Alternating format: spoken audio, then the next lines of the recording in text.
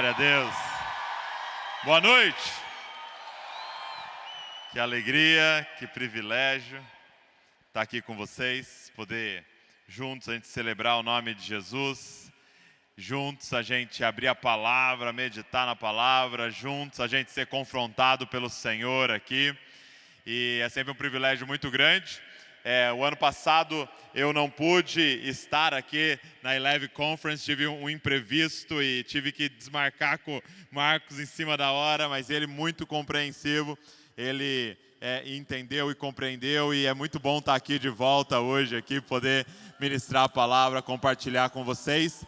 E eu queria agradecer demais ao Marcos, a Mari, por esse convite, e de todo o meu coração eu quero dizer que a minha vida e da minha casa é muito melhor porque Deus apresentou vocês pra gente. Obrigado pela vida de vocês. Nós temos uma aliança, eu amo muito vocês e estou muito honrado de estar aqui. Vamos embora para a palavra de Deus? Abre comigo aí, Mateus capítulo número 16. Mateus, capítulo de número 16. Mateus 16.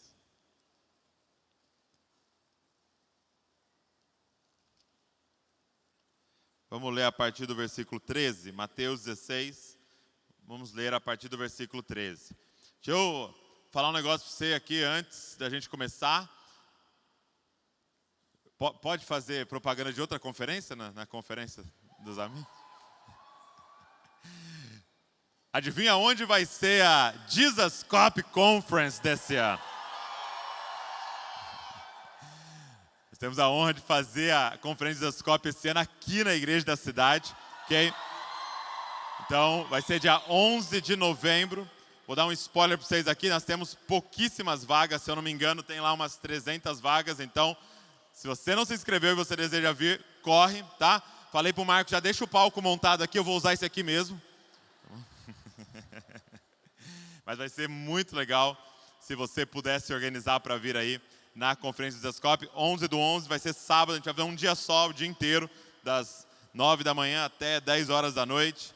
Então vai ser muito bom receber a galera aqui em São José dos Campos, na igreja da cidade. Agradecer ao pastor Carlito, a Leila por terem aberto as portas aqui para a gente fazer a conferência aqui. Vai ser demais. Vamos lá, Mateus, capítulo de número 16, versículo de número 13. Seguinte, amor e verdade. Sobre isso que nós vamos falar hoje aqui. É sobre isso que nós estamos construindo juntos aqui nesse final de semana. Amor e verdade. E eu queria falar com vocês sobre igreja, ok? Igreja. Eu não sei se você sabe, mas, presta atenção nisso. Jesus, nos 4 evangelhos, ele falou apenas 2 vezes a palavra igreja. Olha isso. Nos 4 evangelhos, ele fala apenas 2 vezes, ele cita 2 vezes a palavra igreja. E é Mateus 16 e Mateus 18, ok? Mateus 16 é esse texto muito conhecido, verso número 13. Quem achou aí, diga, eu amo a Bíblia. Quem não achou, diga, eu também. Então vai, Mateus 16, verso de número 13. Diz assim, olha.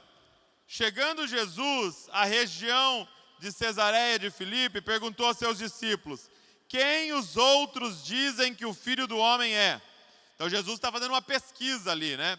Quem que o pessoal aí está falando que eu sou? E eles responderam, alguns dizem que é João Batista, outros Elias, e ainda outros Jeremias ou um dos profetas. Então Jesus está perguntando, ó, vocês que estão aí no meio do povo, quem que o povo está achando que eu sou? E é interessante a resposta do povo. Eles estão dizendo, olha, eles estão falando que você é um dos profetas, que você é como um dos profetas. Então, por exemplo, eles estão dizendo que você é como João Batista, e provavelmente por causa da pregação que Jesus anunciava, que era arrependa-se e creia que o reino de Deus está próximo. Então era muito parecido com João Batista. Aí outros diziam, não, eles estão falando que o Senhor é Elias. E provavelmente por causa dos milagres, porque você tem milagres de Elias descrito no Antigo Testamento e Jesus vinha fazendo milagres. Outros diziam, não, ele é Jeremias. E provavelmente por causa da mensagem dura, principalmente contra os líderes religiosos da época, ou um dos profetas. E é interessante que essa resposta, ela é bíblica. Ela tem um embasamento bíblico, mas ela está errada sobre quem é Jesus. E aí Jesus então vira para os discípulos e pergunta, ok, mas quem vocês dizem que eu sou? Então ele está fazendo uma prova ali para ver onde que os discípulos estão. E aí Pedro se levanta e diz assim, olha, verso número 16. Simão Pedro respondeu, tu és o Cristo, o Filho do Deus vivo. Respondeu Jesus, feliz é você, Simão, filho de Jonas, porque isso não lhe foi revelado por carne ou sangue, mas por meu Pai que está nos céus. E eu lhe digo que você é Pedro, e sobre esta pedra edificarei a minha igreja, e as portas do inferno não poderão vencê-la. Eu lhe darei as chaves do reino dos céus. O que você ligar na terra terá sido ligado nos céus, o que você desligar na terra terá sido desligado nos céus. Então ele fala a palavra igreja. É a primeira vez que ele fala a palavra igreja. É a primeira vez que está escrito a palavra igreja nos evangelhos. E ele diz o seguinte, quem vocês dizem que eu sou? E Pedro se levanta com uma revelação do céu, uma revelação do Pai, e ele diz, tu és o Cristo, o Filho do Deus vivo. O que Pedro está dizendo? E por que essa declaração é tão poderosa, a ponto de Jesus dizer, eu vou edificar minha igreja nesta declaração que saiu da sua boca, Pedro? O que ele está dizendo?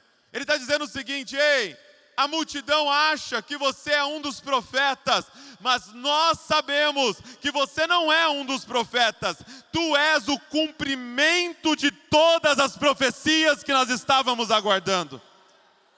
Tu não é um dos profetas que falou a palavra de Deus. Tu és a palavra de Deus encarnada na nossa frente. Tu és aquele que foi profetizado em Gênesis capítulo de número 3, verso de número 15. A semente da mulher que viria e esmagaria a cabeça da serpente. Tu és o Messias aguardado, o Filho do Deus vivo. Uma declaração ousada. Aquele que Daniel profetizou, está na minha frente. Aquele que Isaías viu, está na minha frente. Aquele que foi anunciado em Gênesis 3, chegou diante de nós. Tu és o Messias aguardado, que nós oramos, que nós clamamos, que nós pedimos. Tu és o Cristo. E essa declaração seguinte é, tu és o Filho do Deus vivo. Gente, dizer que alguém era filho de alguém, era a mesma coisa que dizer, você é igual ao seu pai. Então o que Pedro estava dizendo? Tu és o Messias e tu és Deus aqui na nossa frente. Tu és Deus encarnado andando entre nós. E Jesus olha para aquilo e diz, Pedro, acertou. Eu imagino que na hora que Jesus fala, Pedro, você acertou, eu acho que o ego deve ter inflado, sim ou não? O peitão já estufou aqui, ó, já olhou para os outros discípulos e falou, cola em mim. Aqui tem teologia, meus amigos. Tenho estudado, tenho me dedicado. E aí Jesus já fura o balão ali, né? Porque fala, Pedro, isso aí não é carne e sangue que te revelou. Ou seja, Pedro, não se acha inteligente não. Porque isso não é raciocínio humano, isso é revelação do meu Pai sobre a sua vida. Ninguém chega nessa conclusão lendo um livro, Pedro. Nós chegamos a essa conclusão por revelação do céu na nossa vida. Tu és o Cristo, a salvação, o Filho do Deus vivo. E ele diz, eu vou edificar minha igreja nesta verdade. Primeira coisa que eu quero te falar sobre igreja é que igreja está edificada sobre uma pedra angular, que é Cristo Jesus. Deixa eu te dizer uma coisa. Jesus quer de volta o púlpito que é só dele nas igrejas. Chega de pregarmos qualquer outra coisa que não termine em Cristo Jesus. Chega de querer ser perito e saber tudo sobre qualquer outra coisa que não termine em Cristo Jesus. Ei, nós precisamos voltar a ser como Paulo, que disse: eu considero tudo como esterco, quando eu comparo com a grandiosidade da revelação, do conhecimento de Cristo Jesus. Ei, eu me gloriava nos meus diplomas, eu me gloriava porque eu fui circuncidado ao 8º dia, eu me gloriava porque eu era dessa tribo, porque eu era israelita, porque eu era fariseu, até que no caminho de Damasco, alguém apareceu para mim. E aí aquilo que para mim era lucro, virou esterco. E não porque essas coisas são ruins, mas em comparação à revelação daquele que é a pedra angular da igreja, meu amigo. O que é diploma? O que é dinheiro? O que é ministério? O que é sobrenome? O que são carros? O que é fama? Quando Cristo é revelado para você. Aquele que criou todas as coisas. Porque por meio dele e para ele foram criadas todas as coisas. Quando você tem a revelação de quem Cristo é, tudo perde o seu valor. Ele é a pedra angular da igreja. Então nós estamos aqui, como igreja, para conhecê-lo e para amá-lo. Nós vamos conhecê-lo e amá-lo. Se tem algo que nos atrai até esse lugar, é nós queremos conhecer a Cristo. Esse é o maior desejo da nossa vida.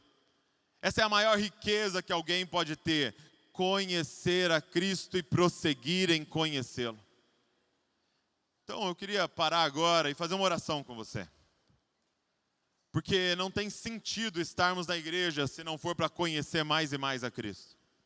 Então feche seus olhos comigo. Pai, queria pedir, Senhor, que nenhum outro objetivo estivesse no nosso coração. Que nenhum outro alvo, Senhor, tomasse a nossa mente. Senhor, eu quero te pedir, fere esse auditório hoje com uma ferida de amor, Senhor, por um desejo ardente, Pai, de conhecer ao Senhor mais e mais. Eu quero te pedir, abre os nossos olhos para contemplar Cristo Jesus, Senhor. Pai, eu quero te pedir, tira a venda dos nossos olhos para enxergar quem Tu és e ser completamente fascinado pela revelação do Teu Filho na nossa vida, Pai. Senhor, eu quero te pedir, derrama da maior riqueza que existe, Pai. É conhecer o Teu Filho, Pai. Derrama sobre nós o que nós vamos estar fazendo durante toda a nossa vida eterna, conhecendo o Senhor, e que de glória em glória nós sejamos transformados à imagem daquele que o Senhor está revelando para nós, Deus. No nome de Jesus, Senhor. Primeira vez que Jesus fala igreja, Ele coloca esse fundamento para a gente. Ele está dizendo, Cristo, o Filho do Deus vivo, é o fundamento da igreja. Agora, a segunda vez que Jesus fala igreja está em Mateus 18.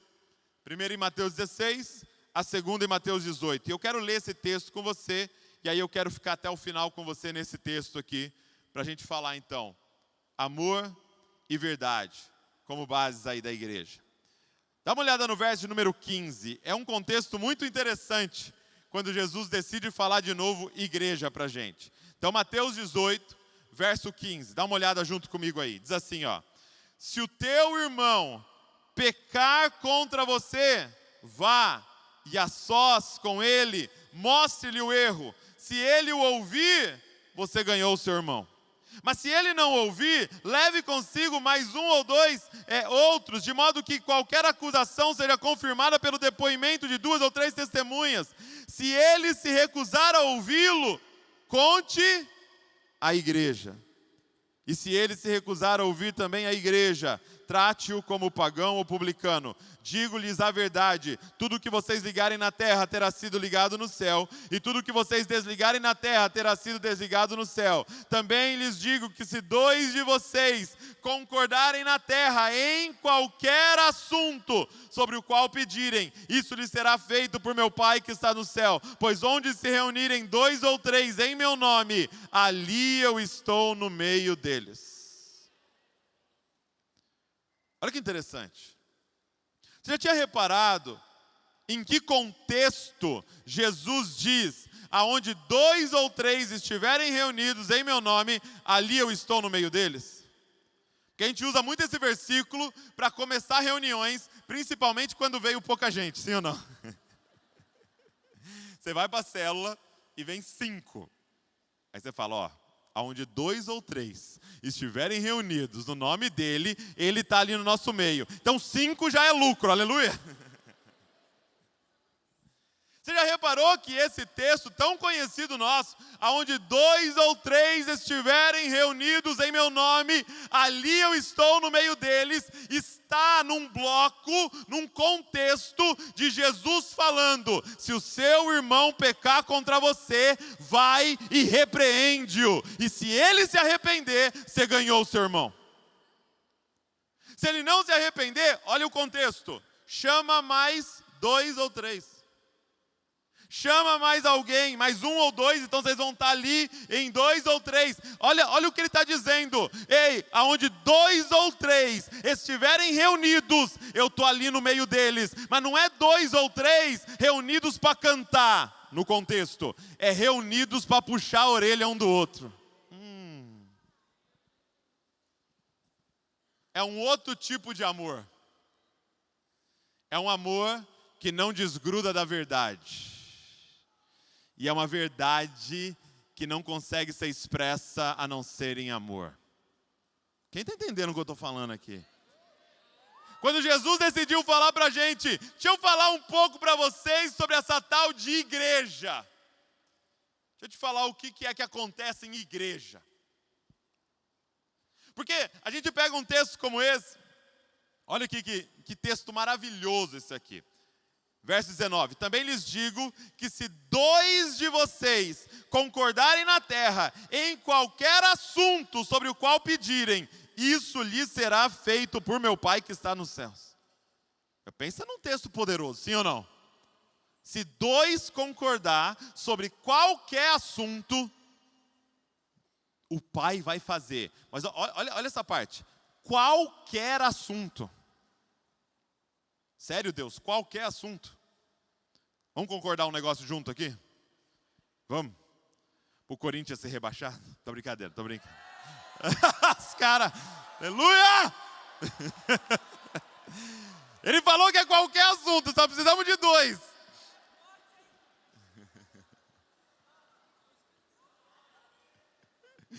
Então é o seguinte. Mas em que contexto isso está sendo falado? Não é para eu encontrar simplesmente um irmão que eu não sei nem o nome dele e falar, concorda comigo aqui, concorda comigo. Não. Ele está falando num contexto da igreja, meu amigo. Então, baseado nesse texto, deixa eu te fazer uma pergunta. O que é igreja? E talvez uma pergunta um pouco mais difícil. Você está vivendo igreja? Uma vez eu ouvi um amigo meu, pastor Ângelo Basso, compartilhando algo, falando algo que eu achei muito legal. Ele falou assim, talvez você que está aqui hoje, você vai no substantivo igreja, né? Te vai no substantivo igreja. Mas a pergunta é, você está vivendo o verbo igreja? Você está igrejando?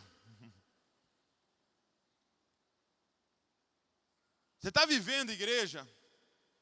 Porque olha o que Jesus vai nos dizer que é a igreja dele. Vamos lá. Primeira coisa que ele diz assim, ó, verso número 15. Se o seu irmão. Então a primeira coisa que ele vai nos falar que é uma igreja é, como eu disse lá, centralidade de Cristo, pessoas aliançadas com ele. Agora, segunda coisa que ele vai falar é um ajuntamento de irmão e irmãs.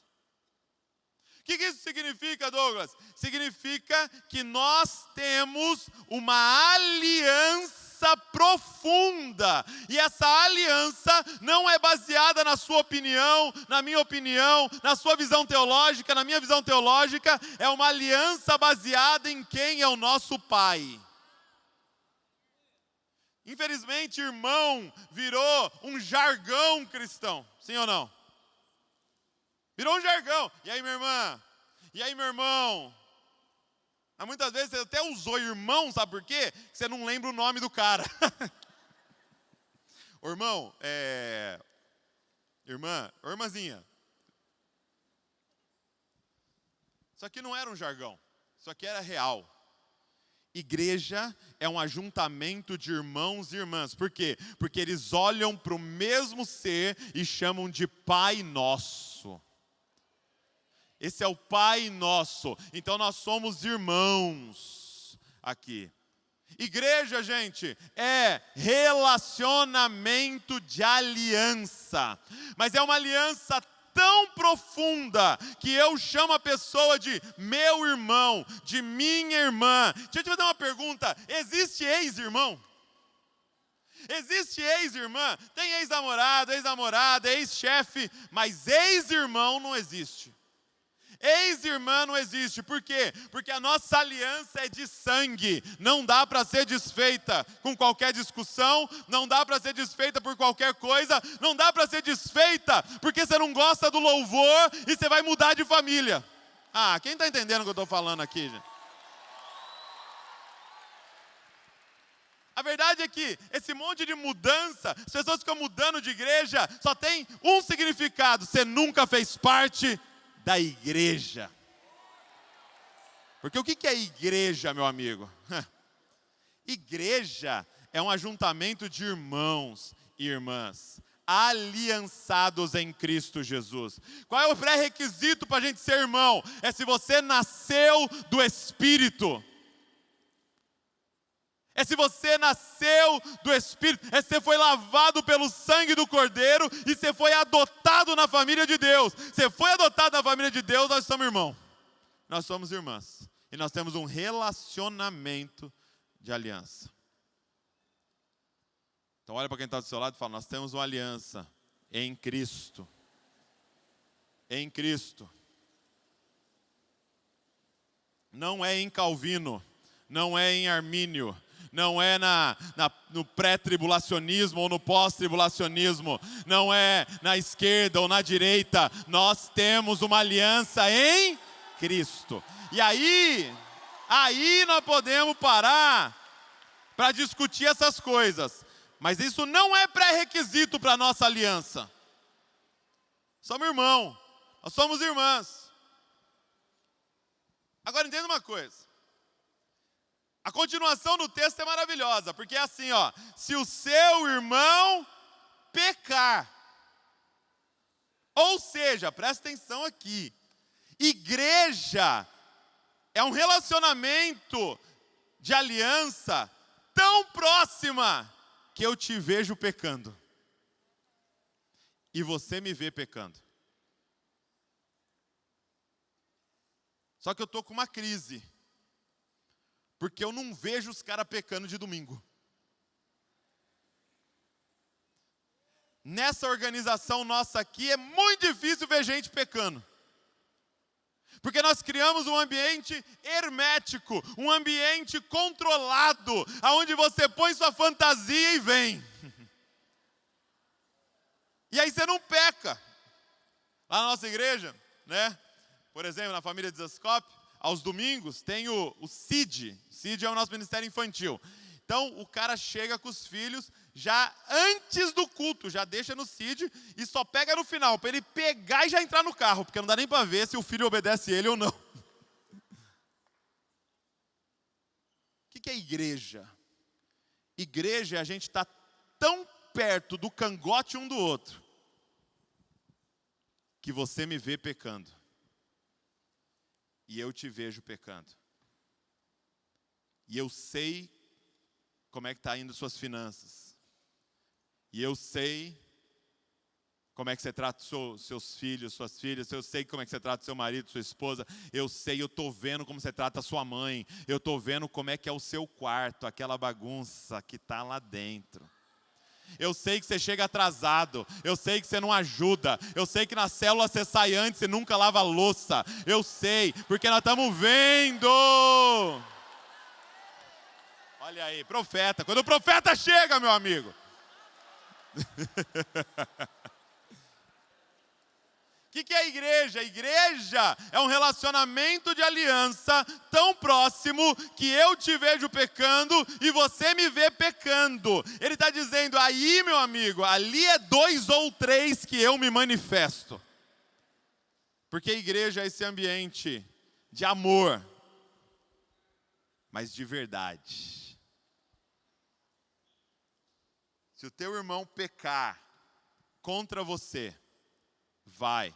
E aí a terceira parte, vai e repreende. Então o que é a igreja? É esse relacionamento de aliança tão próximo que eu te vejo pecando e posso te repreender. E posso falar a verdade para você. Então quando a gente está falando aqui, ô irmão, ô irmã, faz assim para quem está do seu lado, assim ó, ô irmão, ô, coisa linda. Não é esse romantismo aí, tá bom? Deixa eu te fazer uma pergunta aqui, muito sincera. Fala comigo agora aqui, ó. Muito sincero. Quem foi a pessoa, a sua vida, que você já saiu na mão? Que você já puxou uns cabelos? Eu te respondo, seu irmão. Sua irmã, ou no máximo um primo, sim ou não? Porque se você fez isso na rua, vamos ter que conversar depois, viu? Mas por quê? Presta atenção nisso. Olha só que interessante. O nosso nível de cordialidade aponta para quão raso é a nossa aliança, quão frágil é a nossa aliança. Ah não podemos falar para ele, ele vai ficar chateado, significa que a gente não tem aliança. Todo mundo está vendo o cara errar. Só que olha o que ele diz, se o seu irmão pecar contra você, vai a sós e repreende-o. Ou seja, você não fala para ninguém o que aconteceu, você fala para a pessoa que fez. Mas a gente fala para todo mundo, menos para a pessoa, porque não pode chateá-la. Só que significa que nós não estamos vivendo igreja, porque igreja é amor e verdade. Então assim, tem 2 aspectos nisso. É nós que temos dificuldade de falar a verdade, mas também nós que temos dificuldade de ouvir a verdade. Então nós precisamos construir esse lugar, igreja, irmãos, aliançados.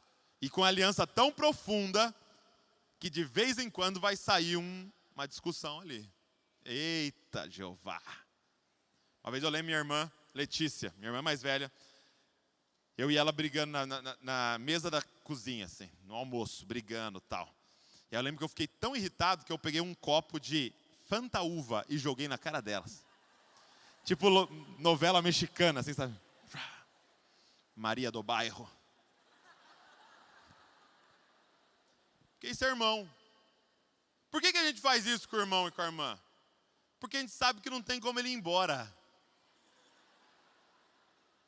Porque nossa aliança não é baseada na discussão, se ela concordou ou não concordou. A nossa aliança é baseada que a gente nasceu na mesma família. Olha quem está do seu lado e fala, nós temos uma aliança. Então depois eu preciso te falar um negócio.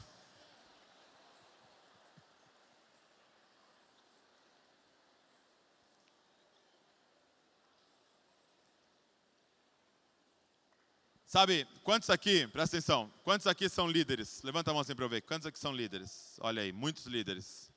Sabe o que eu tenho começado a perceber? Líder é o cara que menos é membro da igreja. E aí eu tenho uma figura para nós líderes. Será que nós estamos construindo a arca que nós não vamos entrar dentro? Por quê? Porque nós somos construtores da arca. Só que aí tem esse aspecto. Líder, quem é que fala a verdade para você? Quem é que pode nos vendo pecar, nos confrontar? Ou a gente criou um pedestal, onde a galera fica ali embaixo, vivendo igreja, e nós estamos fora da igreja. Deixa eu dizer uma coisa para você. A pessoa que aceitou Jesus hoje, e o pastor com 40 anos de ministério, os dois são membros do corpo de Cristo, porque só tem um cabeça o corpo de Cristo. Jesus Cristo. Todos nós somos membros do corpo de Cristo. Só tem um pastor, na prática mesmo, só tem um pastor. Todos nós somos ovelhas. Sim, tem ovelhas mais experientes que conduzem outras ovelhas a ouvir a voz do bom pastor. Mas só tem um pastor. Ele se chama Jesus Cristo. Então, nós fazemos parte da igreja. Da igreja. Então lá na igreja, as pessoas têm a liberdade de vir me falar a verdade quando eu erro. Quando eu errar, as pessoas têm que ter a liberdade de vir em amor, porque amam o líder. Gente, olha o absurdo que nós estamos vivendo. As pessoas estão chegando para mim, por exemplo, por causa da internet, e falam: Douglas, eu vou sair da minha igreja, por quê? Porque meu pastor está errado nisso, nisso e nisso, então eu vou sair. Aí eu pergunto: mas você acha que ele está pecando? Ele está pecando, então eu vou sair. Eu falei: por que você vai sair? Você tem que ir lá confrontar o seu irmão. O que um líder é? Um irmão mais velho, mas ele não deixou de ser um irmão. Então é tipo: vá para o inferno você que está errando, que eu estou indo buscar outro irmão para cuidar de mim. Nós temos uma aliança. Então se o teu irmão pecar contra você, vai e repreende-o com o coração de ser moralista e legalista, não, com o coração de não querer perder um irmão. Eu te amo demais para deixar você pecando. Então nós vamos pegar no seu pé até você largar essa parada. Nós não vamos sair daqui enquanto você não largar essa parada, porque isso que você está fazendo se levanta contra a nossa aliança. Então nós vamos aqui com amor e verdade ser a sarna da sua vida. Bem-vindo à igreja. Quem quer fazer parte da igreja? Então esquece essa parada de privacidade. Me dá seu celular aqui, me fala a senha. Não, mas isso é invasão. Não. Nós precisamos vencer, gente, o espírito de Caim. Qual é o espírito de Caim? É quando Deus chega para Caim e fala: onde está o seu irmão? Sabe qual é a resposta de Caim? Por acaso sou eu guarda do meu irmão? Aí Deus olhou para ele e falou: foi exatamente para isso que eu te criei, para cultivar e guardar.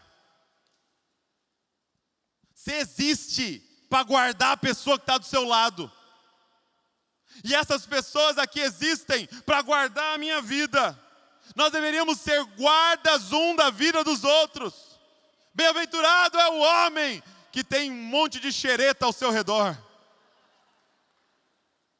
Bem-aventurada é a mulher que tem um monte de amiga xereta ao seu redor, que não vai largar do pé dela em amor e verdade. Porque o nosso compromisso é formar Cristo um na vida do outro. Se o teu irmão pecar contra você, vá. Ele não está me ouvindo, Douglas. Ela não está me ouvindo, Douglas. Ela continua insistindo no pecado. Chama mais um ou dois. Mais um ou dois da aliança. Mas não é para orar. Não. É para nós agora 3 confrontar essa pessoa. Por quê? Porque o pecado dela está me incomodando. Porque ela vestida desse jeito está fazendo. Não é isso não. É porque ela é uma irmã. Porque ele é um irmão. E nós não vamos desistir desse irmão. Então nós vamos chamar mais 2 ou 3. E aonde 2 ou 3 estiverem reunidos em nome dele, ele está ali no meio. E nós vamos ganhar esse irmão. Douglas, ele não ouviu nós 3. Fala para a igreja. Mas igreja, gente, ali não é microfone, 3.000 pessoas e na live, não. Igreja é esse grupinho de aliança, é aqueles 10, é aqueles 20, que você tem uma aliança profunda. Fala para a igreja, e aí nós vamos agora a igreja inteira lá, porque nós vamos ganhar esse irmão. Ele não vai continuar no engano. Gente, você entende que não era para ter desviado no nosso meio? Se a gente estivesse vivendo a igreja. Só que nós estamos frequentando o culto e ouvindo pregação. Mas Deus está nos chamando para viver em amor e verdade. Deus está querendo levar a gente para um nível mais profundo de igreja. Igreja.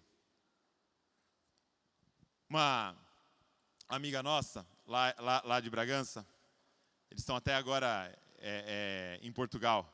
É o Tiago e a Emília. E a Emília veio me contar um dia uma ilustração perfeita para isso. Ela disse assim que ela foi fazer arquitetura em São Paulo, foi fazer faculdade em São Paulo, e aí ela tinha que pegar o metrô para ir para a faculdade. Aí ela disse que um dia chegou no metrô, na hora do rush ali, lotado, né, e o metrô assim, entupido. Aí de repente o metrô parou e abriu a porta e tinha assim, sabe, um espacinho para um corpinho ali assim.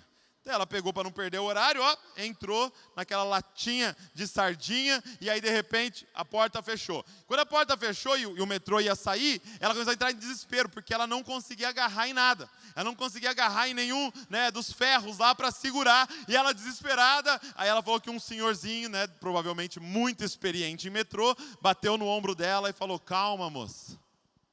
É impossível cair com tanta gente ao seu redor.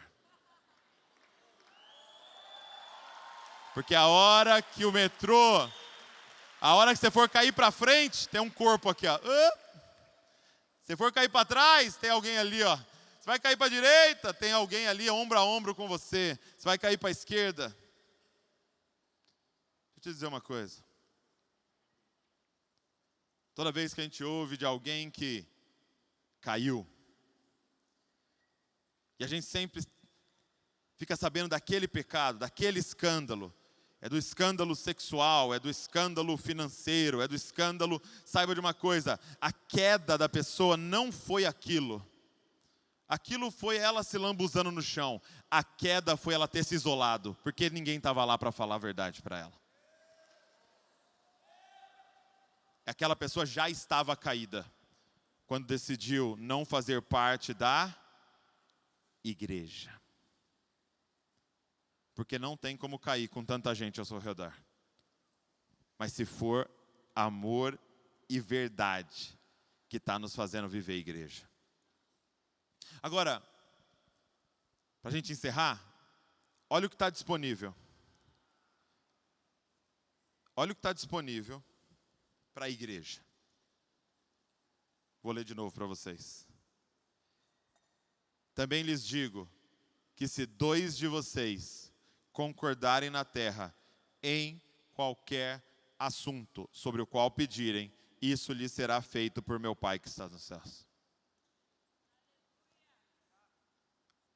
Mas em que contexto isso aqui é liberado? Na igreja. E quando eu leio isso aqui, eu falo assim: ô Jesus, é perigoso isso aqui que você escreveu, Jesus. Porque se ele falasse assim, também lhes digo que se 2 de vocês concordarem na terra sobre alguns assuntos, né, sabe quando você põe no contrato lá para dar, né, sobre alguns assuntos meu Pai vai fazer. Não, é sobre qualquer assunto. E por que Jesus tem a ousadia de falar isso? Se 2 ou 3 concordarem na terra sobre qualquer assunto, o meu Pai vai fazer. É porque Ele sabe que se você está vivendo igreja, significa que você está cheio do Espírito Santo em você. Porque não tem como ter um relacionamento de aliança de verdade se eu não morrer para mim mesmo. Não tem como. Então os caras não vão pedir coisa egoísta aqui. Porque para viver essa aliança que nós estamos falando, você vai ter que morrer para você mesmo e deixar Cristo viver através de você, para a gente viver a aliança de verdade.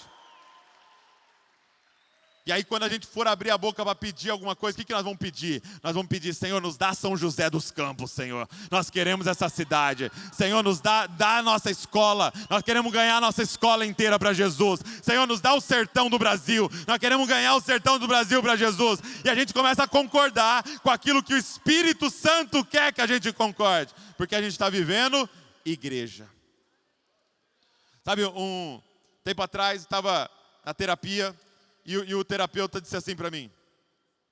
Ele falou, Douglas, eu trato muito com casais e tal, e ele falando que acontece algo extraordinário no casamento. No casamento, para você ter um casamento ajustado, ele me dizendo, você vai ter que entender que tem o Douglas e tem a Val. E agora, casados, nasce uma nova pessoa. É a pessoa do casamento. Então você tem a Val e o Douglas. E agora, casado, você tem o quê? O Valdo. Pegou? Valdo. Nasce uma nova pessoa do casamento. Então não é mais eu quero. E o Douglas dizendo, eu quero. Não, agora tem uma vontade dessa pessoa do casamento, que é nós queremos. Então ele diz, no casamento o desafio é você morrer para a sua vontade, ela vai morrer para a vontade dela, para que seja feita a vontade da unidade da aliança. Quem está entendendo? Então, nasce uma nova pessoa. E aí depois eu fiquei pensando, é verdade, né? No casamento, colocaram um terno em mim, colocaram um vestido lindo na Val, e a gente foi caminhando para o altar. O que acontece em altar, gente? Nos enganaram. Onde que tem um cara de terno e um monte de flor?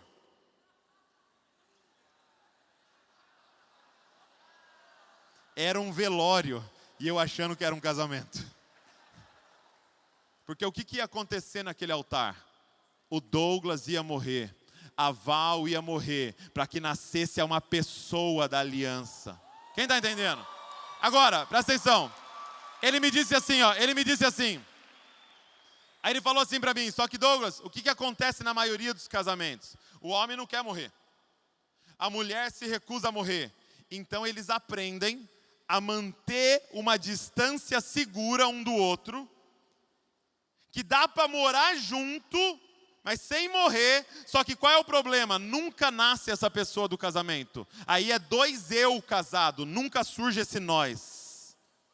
Porque a gente aprendeu uma distância segura. Ó, eu cuido das minhas coisas aqui, você cuida da sua aí, de vez em quando a gente combina alguma coisa, a gente chega na igreja de mão dada, mas eles nunca misturam vida, porque para misturar a vida tem que morrer. Foi quando me clicou. Entendi. Foi esse modelo de igreja que a gente inventou. Nós criamos uma estrutura que é possível ter uma distância segura do meu irmão. Mesmo assim, tem impressão que nós estamos juntos, porque ele é meu irmão, ou minha irmã, ou minha querida, que bom. Vamos trocar o cálice? Vamos! Mantenha a distância segura. Parece que nós estamos juntos, mas ninguém morre. Não é um encontro de nós, é um ajuntamento de eus. Cada um buscando o seu interesse. E qual é o problema disso? É que nunca nasce o homem que deveria nascer da nossa aliança, que se chama Jesus Cristo. Aonde 2 ou 3 estiverem aliançados, reunidos em meu nome, quem aparece nessa relação? Ele. Quem está entendendo o que eu estou falando?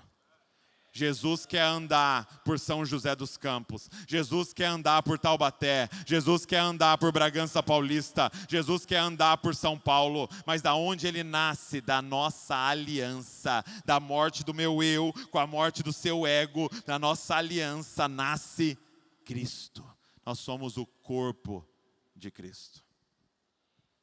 Só que isso só surge em amor e em verdade. O convite hoje é, e aí? Vamos viver igreja?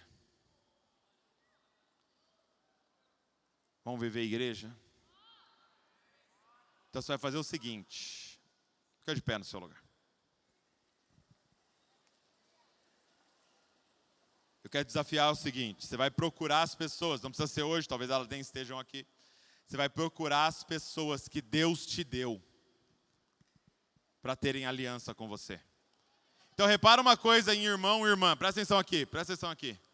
Irmão e irmã você não escolhe, o pai escolhe para você. Você nasceu, eles já estavam lá, ou você estava lá e eles nasceram. Marido, esposa, você escolhe. Irmão, irmã, você não escolhe. É o pai que traz para a mesa. É o pai que atrai para nós. Então eu aprendi esses dias com meu amigo Saulo Daniel. Ele disse assim: Douglas, você já parou para pensar em qual é o pré-requisito para tomar ceia? Aí eu falei, pré-requisito para tomar ceia é ter aceitado Jesus. Ele falou, não, pré-requisito para tomar ceia é ter aceitado o irmão. Porque lá em Corinto todo mundo tinha aceitado Jesus, mas tinha uns que não tinham aceitado o irmão. Não pode tomar ceia sem discernir o corpo. Porque é igual o filho pródigo. Ele chega, o irmão mais velho, ele chega e fala: meu pai, esse teu filho. Ele não tinha problema em aceitar o pai. Ele tinha problema de aceitar o irmão que o pai quis trazer de volta para a aliança. Então a pergunta é: quem Deus te deu? O que você vai fazer? Você vai ir procurar essas pessoas. E quanto mais diferente é a pessoa, melhor, viu? Quanto mais pensa o contrário de você, melhor. Você vai procurar essa pessoa, você vai olhar no fundo do olho dela, na bolota, e você vai falar assim, ó: nós temos uma aliança em Cristo Jesus, pela vida.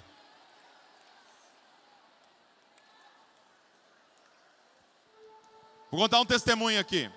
Posso? Aproveitar que o meu amigo Leonardo Silva, meu irmão está aqui comigo. O Léo está aqui comigo. Tempo atrás, olha para mim aqui rapidinho. Depois você afirma a aliança aí. Tempo atrás, eu e o Léo fomos almoçar para ter uma conversa difícil. Eu estava pecando contra o Léo. E eu falei: o que foi, Léo? O que está acontecendo? E aí ele abriu o jogo, ele falou: Douglas, você está fazendo isso, está fazendo aquilo, você está fazendo aquilo outro, você está errando nisso e tal. E eu ouvindo ali o Léo falando, me confrontando naquilo que eu estava errando. E eu falei: Léo, você é muito melhor do que eu nisso, você me ajuda para eu melhorar nisso e tal, você me lidera nisso. E ele falou: beleza, tal, mas você precisa melhorar nisso e tal. Mas aí eu peguei na mão do Léo e falei assim: agora eu tenho uma pergunta para te fazer, Léo. Se eu nunca conseguir melhorar nisso, a gente continua junto? Ou a nossa aliança é baseada no meu desempenho?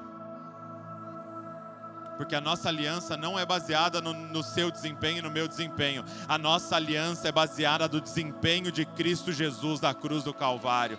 E Ele já venceu. Então você vai olhar para essa pessoa e você vai falar: eu não te largo nunca. Para a gente se separar, você que vai ter que ir embora, porque eu não saio dessa posição. Porque o nosso Deus é um Deus de aliança. Só que se prepare, fala para a pessoa aí, se prepare, que eu vou falar a verdade para você.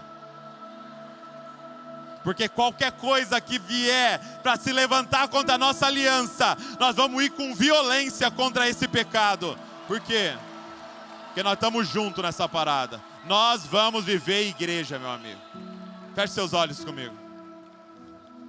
Espírito Santo do Senhor, caia sobre esse lugar com a graça da aliança. Senhor, nós temos uma aliança contigo. A igreja, Senhor, está fundamentada nessa verdade. Tu és o nosso Salvador, o Cristo aguardado, o Filho do Deus vivo, Senhor. E também, Senhor, a igreja está fundamentada na verdade de que estes são os meus irmãos e irmãs. E que nada consiga nos separar, Senhor. Pai, eu clamo por uma geração de aliança, Senhor. Aliança do casamento, aliança na família. Senhor, nós servimos ao Deus que odeia o divórcio, Senhor. que odeia a quebra de aliança. Então nós nos levantamos hoje como homens e mulheres de aliança, Senhor. Nós temos uma aliança com os nossos irmãos, nós temos uma aliança com as nossas irmãs, nós temos uma aliança com a nossa liderança, nós temos uma aliança com a nossa igreja, nós temos uma aliança com a nossa família. Deus sustenta a nossa aliança em Cristo Jesus. Quero te fazer um pedido, Senhor. Ensina-nos a falar a verdade em amor, Senhor. Ensina-nos, Pai, em amor, a confrontar uns aos outros, Pai, do compromisso de formar Cristo um no outro, Senhor. Eis-nos aqui, Senhor. Eis-nos aqui, Senhor. Nós queremos viver igreja, Pai. Nós queremos viver a igreja que as portas do inferno não prevalecerão contra ela, Senhor. Nós queremos viver a igreja aonde estão, quando estão reunidos, o Senhor está no meio dela, Senhor. Nós queremos viver a igreja que aquilo que concorda na terra, o Senhor liga no céu e é realizado, Senhor. Nós queremos viver igreja, Senhor. Então caia sobre nós, Espírito Santo, e nos dá a coragem de morrer para nós mesmos, Senhor, para viver para a aliança, Senhor. No nome poderoso de Jesus. Amém e amém. Deus abençoe vocês. Obrigado.